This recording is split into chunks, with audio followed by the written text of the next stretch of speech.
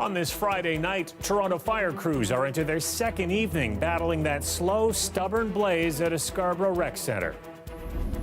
Very frustrating, very challenging. It's extremely demanding for the crews that are working on the roof and on the aerials, to say the least.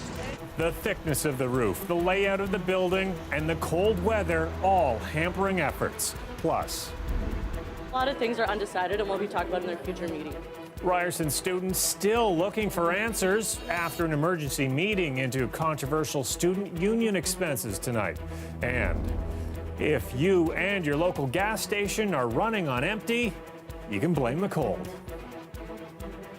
Good evening, I'm Mike Wise. The fire at that Agincourt Rec Center we told you about last night is still burning. Toronto Fire bringing in heavy construction equipment on site tonight to pull apart the building's roof, all in an effort to find and finally extinguish the remaining flames.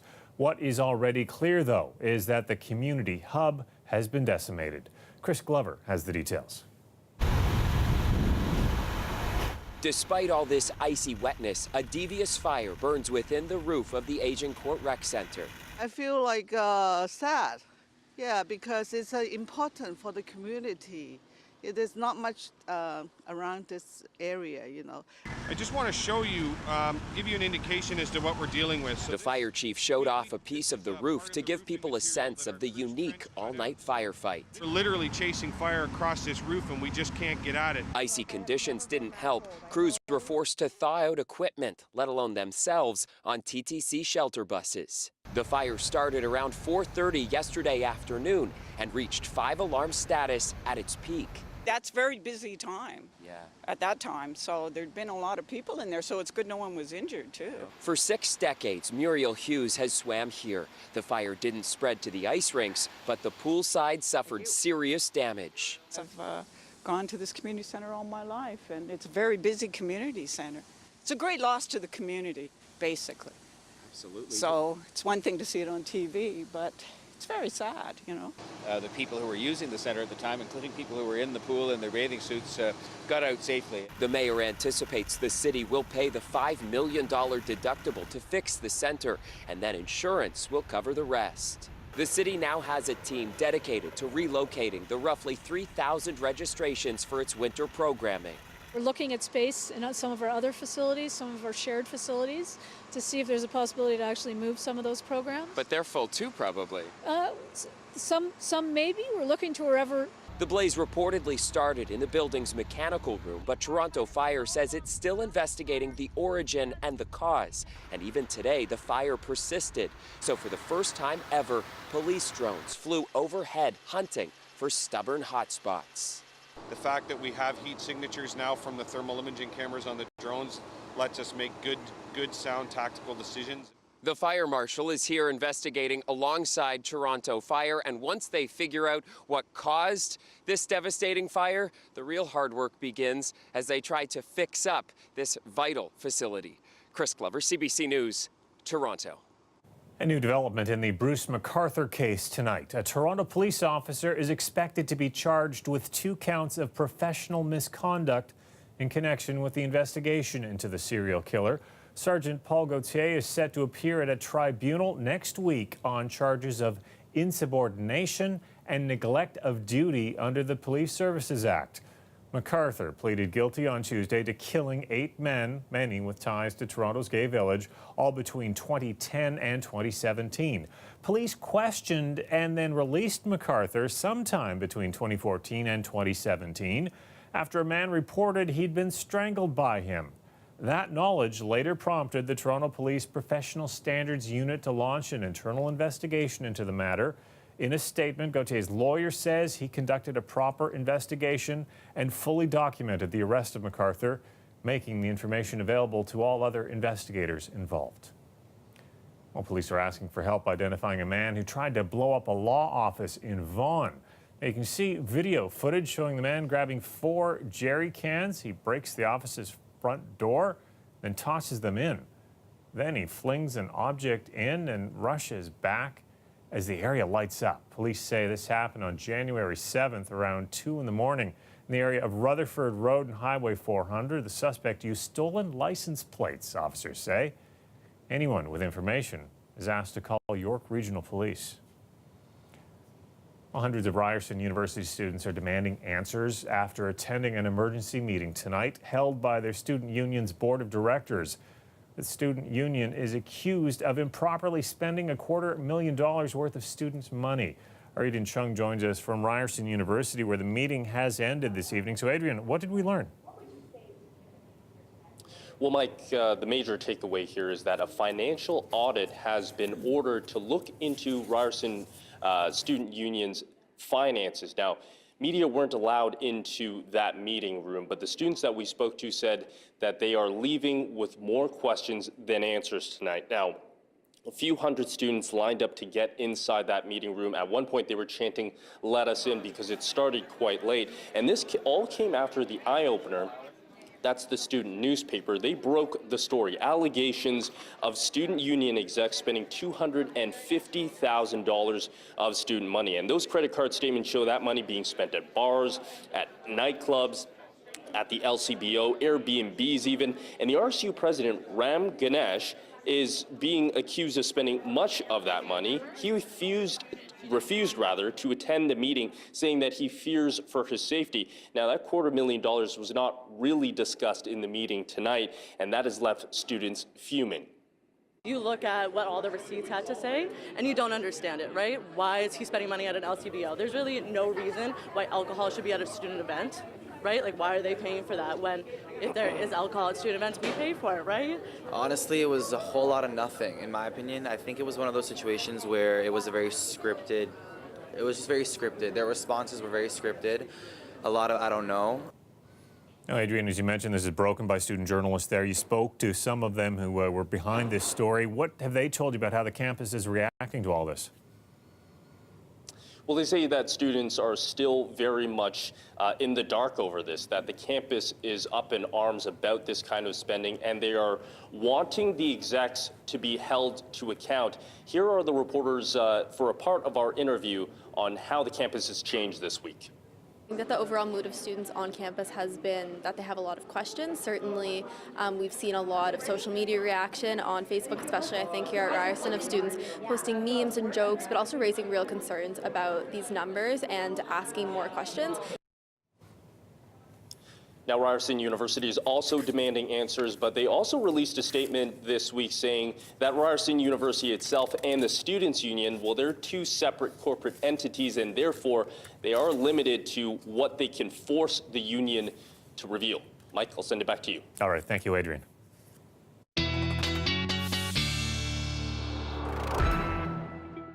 Colette Kennedy's here with the first look at the forecast. Slightly warmer today, but things are looking better for the weekend. They are looking much warmer for the weekend, but you're right. Today the temperatures came up a few degrees, and if we look across the country, cold air just about everywhere except for the BC coastline, although it's actually been an improvement into many areas in the prairies where things have actually gotten better. But these are our unofficial highs, -10 Toronto, -11 for Windsor from today. We jump into Saturday, and we're talking about a high of -2 for Toronto and going above the freezing mark for southwestern Ontario. Now, it means with the risk of some precipitation coming in, we could get into a bit of a mix, especially Saturday into Sunday. I'll talk more about that later in the show. And then look at the temperatures on Sunday, way above seasonal. So real seesaw going from where we were to these temperatures up towards 7 degrees. Now then, as we get towards Tuesday, that's the day things start to come down and we see that changeover. For tonight, though, we're still into the extreme cold for some parts, especially to the west of the GTA, because of some of these temperatures feeling like -25 and -30 in some cases. For us, -25 with the low being -16 and perhaps some scattered flurries. Tomorrow afternoon, though, -2. We'll talk about the chance of precipitation. Feeling still a little on the cool side. And by the way, morning hours are going to be quite breezy. More to come on this warm up and what we may see accompanying it in terms of some of the risk with the ice and melt in the show a little later. All right. Thanks, Colette. You're welcome. On this Canada Post truck here early this afternoon, ice from the side of a building near Adelaide and John Street tore right through the roof of the vehicle. Fortunately, no one was hurt, but police shut down Widmer Street for several hours. They say at least one other vehicle was also hit. Well, frustration today for many drivers pulling into their local gas station, only to find out they were completely sold out. So why did so many pumps run dry? Well, it turns out you can blame the cold weather for that as well. Greg Ross explains. A huge inconvenience. It wasn't a good day to coast into the gas station on fumes, something this man found out the hard way. You're almost on empty there. Almost done, yes. Now you got to drive around and find a place that has gas. Yes. Are you going to have enough gas to find a place? I don't know. Driving around looking for gas can also take time. Unfortunately, this is a rental, so I need to figure out somehow to refuel it. You got to get this back to the rental company. I got to give it back in an hour.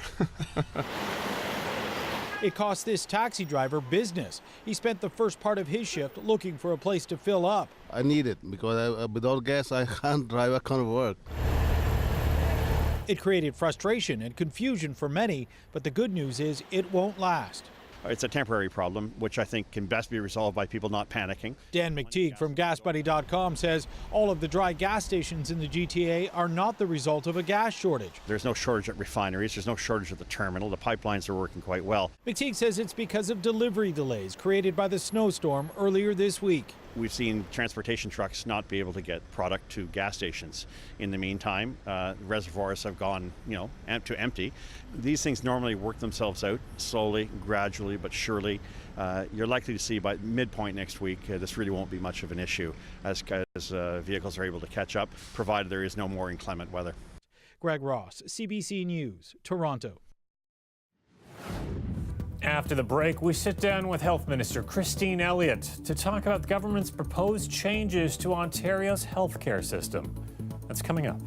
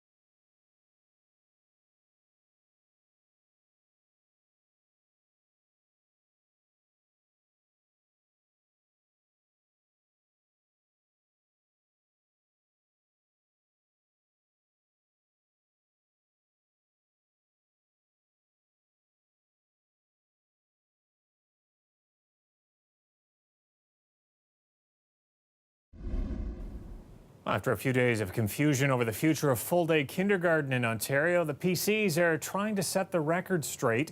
In a statement this afternoon, Education Minister Lisa Thompson said, quote, "There's been speculation around the issue of full-day kindergarten. Let me be clear, we are absolutely committed to full-day learning for 4- and 5-year-olds across the province." Well, that's not the only issue where the government is trying to regain control of its messaging. The opposition parties continue to question the government's plans when it comes to health care. Now, that's after a draft bill was leaked this week, hinting at potential privatization and overreach. The government's draft legislation, which has been authenticated by the minister, gives draconian powers to the minister and the board of 15 people. One example, they can force decisions on local healthcare providers with deadlines of 30 days, with no consultation and no right to appeal. Now, the document proposes one centralized agency to replace the 14 LHINs across the province. Now, the NDP says it also opens the door to privatization.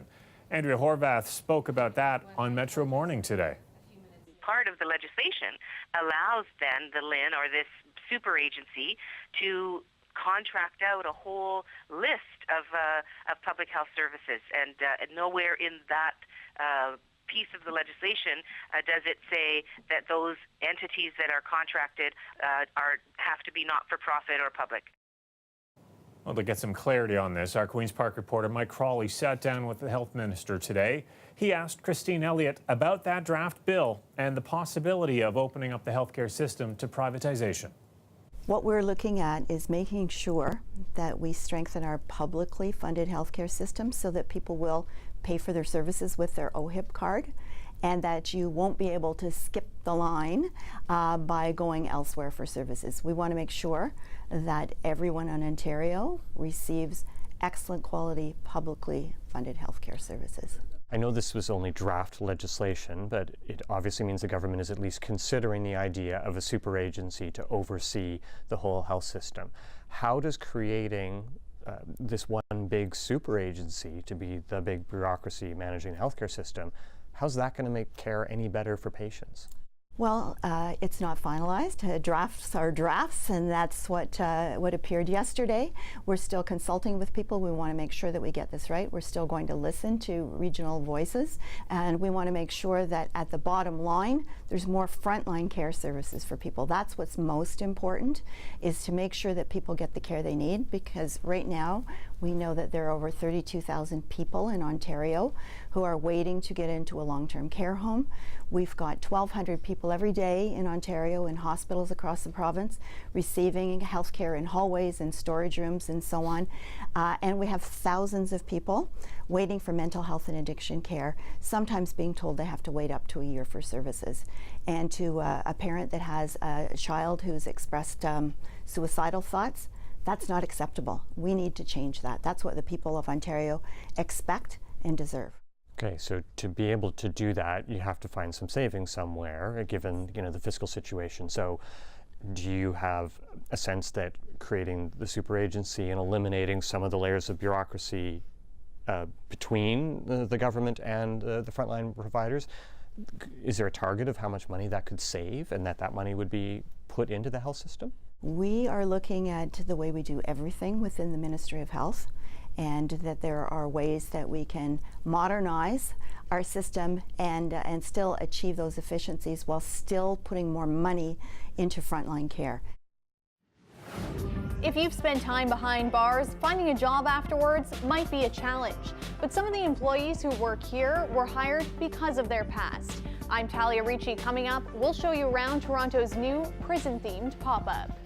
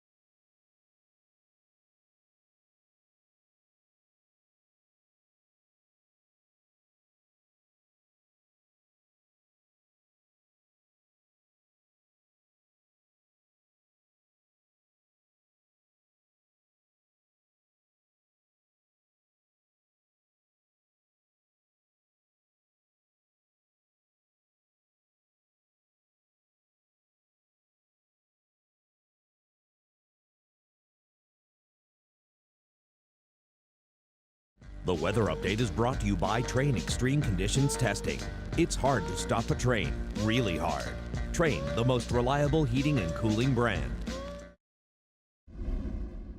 Well, speed may have been a factor in a deadly overnight crash. One man is dead, two badly injured after a BMW smashed into a minivan on Meadowvale Road near the 401. The car's engine completely ripped out. The minivan smashed to pieces and flipped on its side. The driver of the van was pronounced dead at the scene. The driver of the car and a passenger in one of the vehicles was rushed to hospital. All this happened around 3 this morning. Police say either one or both of the cars may have been speeding because of the extent of the damage. Colette Kennedy's here with her extended look at the forecast. I promised my daughter we would go tobogganing tomorrow, and I think the hill's going to be pretty busy because I think there's been a pent-up demand all week. It's been so cold. People finally want to go outside, take advantage of some warmer weather this weekend. And you need to take advantage of it because it may be the one day that you can because of the significant warm-up that we're going to be seeing. So, yeah, tomorrow's still a little cool, but better than it's been. However, as we continue to warm up, we're going to have to start worrying about the melting and perhaps the risk of some ice damming and some flooding and falling icicles and all these things we've been talking about. Extreme cold warning. We're going to get rid of this, but still in place for tonight to the west of the city where it will feel like -30 to -35. We'll be close to that, but still not as bad overnight tonight. Have to show you what's happening along with this warm up that we're going to see. Some flurries possible overnight tonight, but as we get into the day on Saturday, certainly having the cloud cover move in. The Canadian model wants to bring in some light snow earlier in the day. It looks like it's more likely probably later, and then we could get into, not necessarily for the city itself, but a bit of patchy drizzle as the temperature is rising towards -2. That's why we could see some mix, most likely overnight Saturday into Sunday before the temperatures rise up further and it will begin to turn over to some light rain showers. The other thing about tomorrow, the southwesterly flow, that's helping to pick those temperatures up, but I want you to note that in the morning hours, for the Toboggan Hills, something to keep in mind, a little on the breezy side with some of those gusts being over 50 kilometers an hour, but they'll ease into the afternoon and evening hours, so it'll be somewhat short-lived in terms of those very breezy conditions. For the southwestern portion of the province, overnight tonight, wind chill still near -23, mostly clear skies. Could see some patchy freezing drizzle, though, tomorrow, especially in the afternoon hours, and that mix of rain and snow with these temperatures coming just hovering above the freezing mark, up to 2 degrees there in Windsor. Overnight tonight, -16, -15 though for Hamilton, -17 for Markham, and the wind chill still feeling like -25. Breezy, especially in the morning hours, as I mentioned, but -2 for the city for the high tomorrow afternoon. But we get into that greater chance of seeing some mixed precipitation Saturday night into Sunday. The temperature at -4, but Sunday up to 5 degrees. Here we go into some of that melting, especially with some rain showers into Monday, and the high 7 degrees. So we got a few mild days coming. It's a bit unusual to see such a seesaw in the midst of winter like this. It certainly is, but Monday certainly could be messy with that extra precipitation and all the melting. Thanks, yeah, we'll be watching that. Thanks, Colette. You're welcome.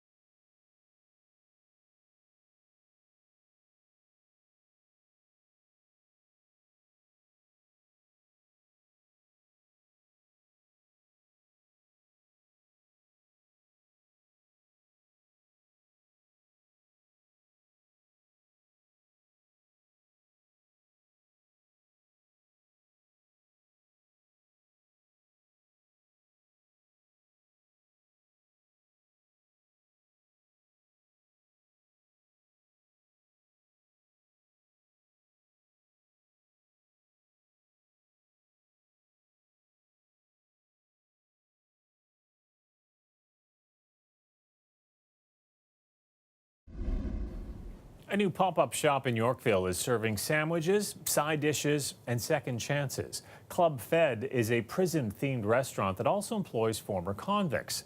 The proceeds go to local charities that help incarcerated men reintegrate into the community. Talia Ricci spoke with the line cook, a man who spent nearly 30 years behind bars. I've been told I look a little scary sometimes. I'll be sitting on the subway, there'll be 2 chairs beside me, and no one sits beside me. And I know it's because of my appearance. As far as who I am as a person, totally different. Just generous helping of ratatouille. How did this opportunity come to you? To me, I was released recently in December from parole violation. The employment counselor from the halfway house, I was in contact with him. He said, I have an opportunity for you. I think you'd be a great fit. When you walk in, you get a look at the prisoner's phone setup. You walk through, you see mug shots and stuff like that. You see some hard-edged tables, and at the end of the restaurant, there's like a mock-up cell. But the food itself, not actually a replica of prison. Not even close. A part of Club Fed is definitely what the guys are doing in the kitchen. You know, they're making all these great sandwiches, soups, and the proceeds go to great charities. You know, when you come out of jail, you're labeled. You know, and it's definitely tough to come back in into a society that not really accepts you because obviously you're an ex-con. If you could tell someone who is an employer who sees that box checked that they have a criminal record, right, what would you say to them? Most guys getting out of prison will work. They're going to be loyal, they're going to be hardworking because they want to succeed. We've already failed because we were in prison. We were now released, and we'll try and, we want to work. I mean, most guys will do a good job. I think a lot of employers would be surprised if they gave a chance to some guys. I'm not just sitting in a halfway house and like, what am I going to do with the day? I know I'm getting up, I have a purpose, I'm going to work. I'm having a good time at work. I know at the end of the day I'm providing for myself and my family. I'm just happy in life. Things are going very well and I can see a bright future.